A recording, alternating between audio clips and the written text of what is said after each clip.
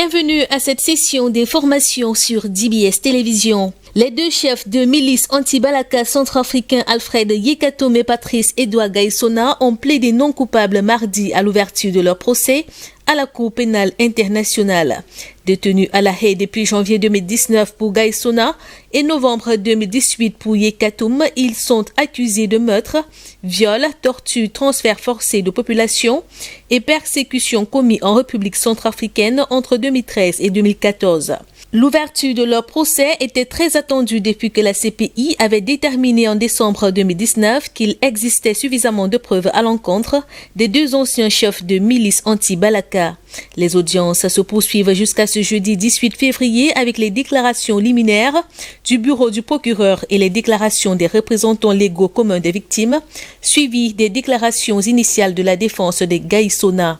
Le procès devrait reprendre le 15 mars 2021, date à laquelle l'accusation commencera à présenter ses preuves et à citer ses témoins devant les juges. Selon la CPI, aussi bien Patrice Edouard Gaïssona que Alfred Yekatom savaient que les milices sous leur contrôle détruisaient des mosquées, décimaient des communautés, déportaient des musulmans, commettaient des meurtres et violaient des femmes et des enfants. Depuis 2012 et le début de l'offensive qui aboutit à la prise de Bangui par l'ex-coalition de la Seleka, la Centrafrique est le théâtre de violences meurtrières quotidiennes qui ont forcé un quart des 4,5 millions d'habitants à fuir leur domicile. La République démocratique du Congo tente de contenir la résurgence de l'épidémie du virus Ebola à travers une campagne de vaccination au Nord Kivu. L'initiative intervient une semaine après la découverte de 4 cas de la maladie à fièvre hémorragique dans le pays, dont 2 mortels notamment. Selon l'OMS, les agents de santé de l'hôpital de Matanga, où le premier cas positif a été traité, ont été les premiers à être vaccinés lundi. 334 autres cas contacts vont aussi recevoir leur dose. La réapparition de la maladie à virus Ebola en RDC est intervenue 3 mois après la fin d'une précédente épidémie, la 11e sur le territoire congolais, où la maladie est apparue pour la première fois en 1976. Le 18 novembre 2020, la République démocratique du Congo avait annoncé la fin officielle de la 11e épidémie d'Ebola dans la province de l'Équateur, qui a causé la mort de 55 personnes sur 130 cas recensés. Le virus Ebola se transmet à l'homme par des animaux infectés. La transmission humaine se fait par les liquides corporels avec pour principaux symptômes des fièvres, vomissements, saignements, diarrhée. Comme la RDC, l'Afrique de l'Ouest est à nouveau confrontée à une épidémie d'Ebola avec 7 cas, dont 3 mortels, recensés dimanche dans le sud-est de la Guinée, d'où était déjà partie la pire épidémie de l'histoire du virus de 2013 à 2016. Cette épidémie avait fait plus de 11 300 morts, principalement en Guinée, en Sierra Leone et au Libéria. Le G5 Sahel a bouclé sa 7e session ordinaire de 2 jours en N'Djamena, durant laquelle la décision a été prise de maintenir l'opération Barkhane dans le Sahel, dont particulièrement dans le nord du Mali, une zone où se déroule la lutte contre le terrorisme. Ne prenant pas part physiquement au sommet de N'Djamena, le président français s'est adressé depuis Paris à ses alliés sahéliens dans la lutte contre le terrorisme. Emmanuel Macron a appelé au renforcement de la lutte contre les djihadistes et au retour de l'État sur les territoires abandonnés de la région. En ligne de mire des figures majeures du djihadisme que la France souhaite éliminer, Iyad Had Ghali et Amadou Koufa, 2 piliers du groupe de soutien à l'islam et aux musulmans Jessim. Le chef de l'État français a également rassuré ses partenaires sahéliens qu'il n'y aura pas de réduction dans l'immédiat de la force anti-djihadiste Barkhane. Il y a encore quelques semaines, Paris envisageait un retour des 600 soldats envoyés en renfort au Sahel à la suite du sommet de Pau il y a 1 an. Par ailleurs, lors de ce sommet, les chefs d'État du G5 Sahel ont réaffirmé la nécessité d'une annulation de la dette si la communauté internationale veut vraiment contribuer à résoudre la crise qui se déroule au Sahel.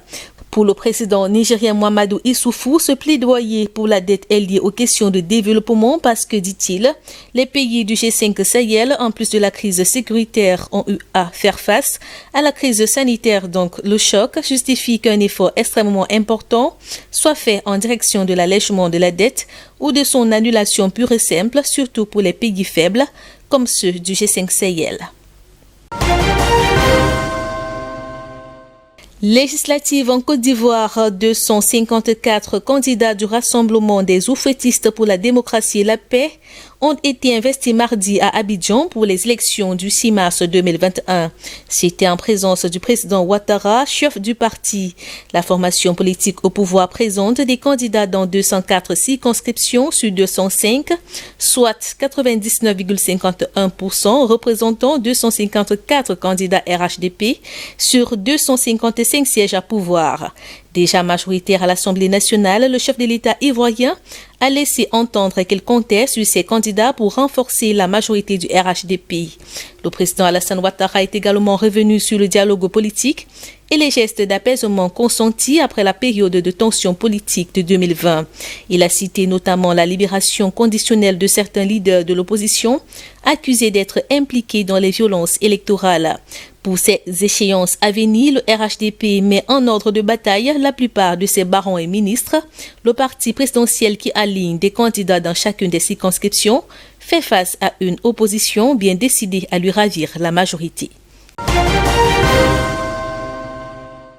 Et puis, la justice soudanaise a confirmé mardi la condamnation à mort de 29 agents du renseignement pour le meurtre en 2019 d'un professeur qui avait participé à des manifestations contre l'ex-président Omar El-Béchir. Le décès de cet homme de 36 ans avait suscité l'indignation de la population. Accusé de meurtre et de torture, la Cour suprême, par une juridiction inférieure, a condamné à la peine capitale 29 agents du renseignement. 3 autres accusés ont écopé de 3 ans de prison et 5 personnes ont été acquittées selon des sources judiciaires. En rappel, le 19 décembre 2018, des centaines de Soudanais avaient commencé à manifester dans plusieurs villes du pays après la décision gouvernementale de tripler le prix du pain en pleine crise économique. Ce mouvement s'est transformé en une révolte qui aboutit le 11 avril à la destitution par l'armée du président Omar El-Béchir après 30 ans de pouvoir. Âgé de 76 ans, l'ancien homme fort du Soudan est incarcéré dans la prison de Kober à Khartoum. Depuis sa destitution, il est actuellement jugé aux côtés de 27 autres accusés pour le coup d'État qu'il a porté au pouvoir en 1989, une première dans le monde arabe. Ce procès ouvert en juillet 2020 a plusieurs fois été reporté. La prochaine audience est prévue le 23 février 2021. Des centaines d'Algériens ont manifesté mardi au centre de Kirata, localité à 200 km d'Alger, présentée comme le berceau du Irak, pour célébrer le 2e anniversaire du mouvement qui a contraint l'ancien président Bouteflika à la démission alors qu'il tentait de briguer un 5e mandat. C'était le 16 février 2019. Pour ce second anniversaire, les manifestants ont bravé les restrictions liées à la lutte contre le coronavirus dans la continuité des marches du Irak suspendues depuis près d'1 an en raison de la crise sanitaire. Ils réclament un état civil, la liberté de la justice, la liberté d'expression de la presse et la libération des détenus d'opinion. Fin de cette session d'information. Merci de nous avoir suivis. Passez d'agréables moments en compagnie de nos programmes.